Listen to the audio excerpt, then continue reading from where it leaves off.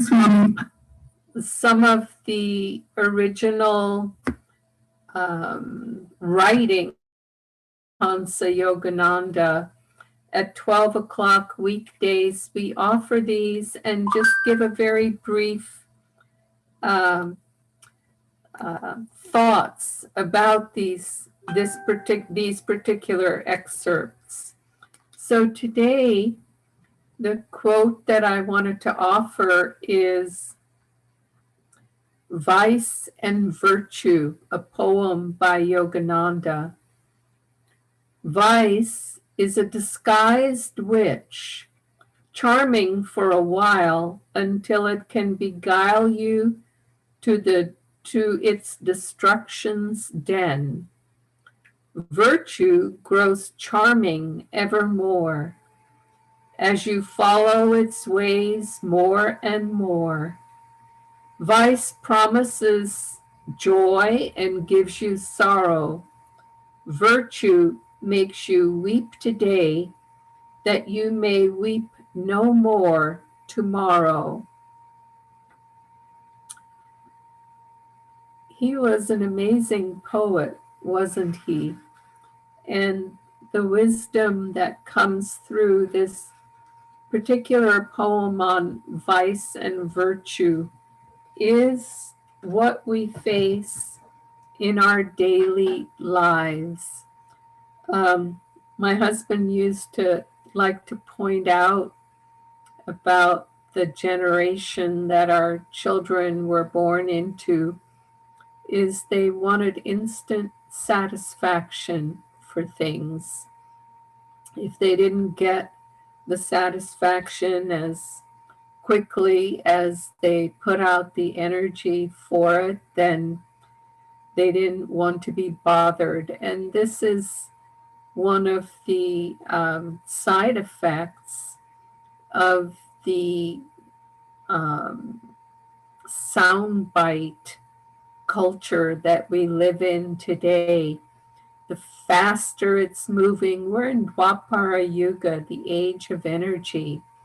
And the faster things move, the faster we expect instant results for whatever we put out energy for. And if we don't get it, we move on to the next thing.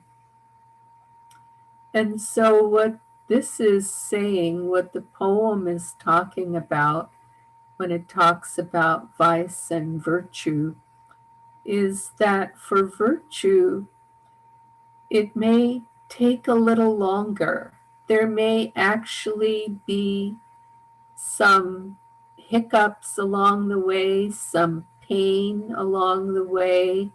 It's not unlike the example we've heard so many times of the surgeon who needs to inflict pain in the moment. And God knows, I know, when you wake up from the surgery, I had 2 knees replaced. And each time there was a lot of pain afterwards in the rehabilitation.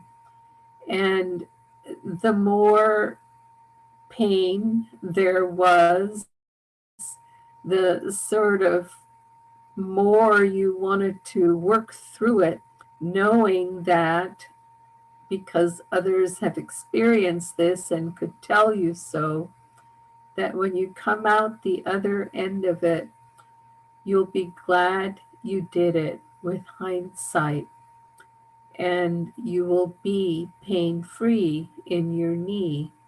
Well, the same is true for virtue.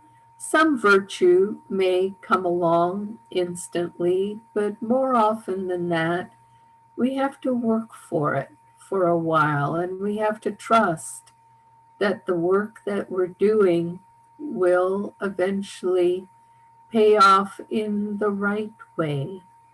It'll be a lasting happiness. That's what the inner life is. That's what our practice of meditation is all about. It takes self-discipline in the beginning.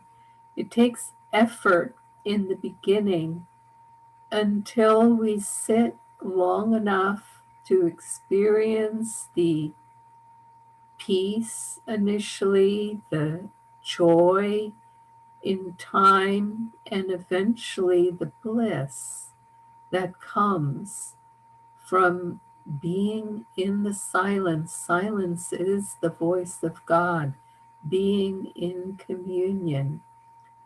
And vice, on the other hand, may give us some instant pleasure, but it's not a lasting pleasure.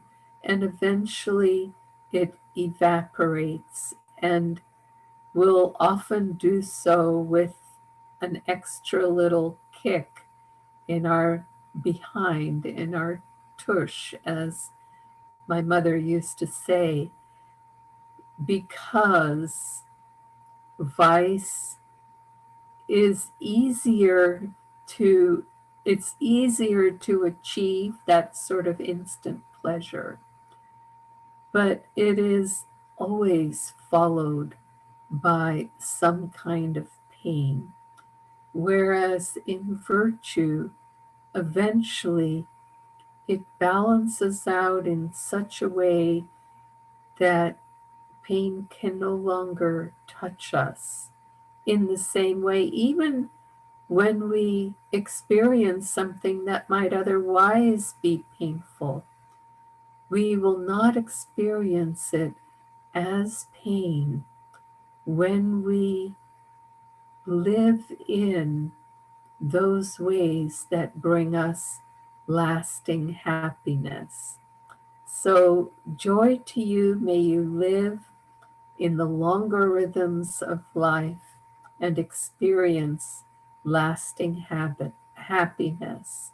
We'll see you again tomorrow. Blessings.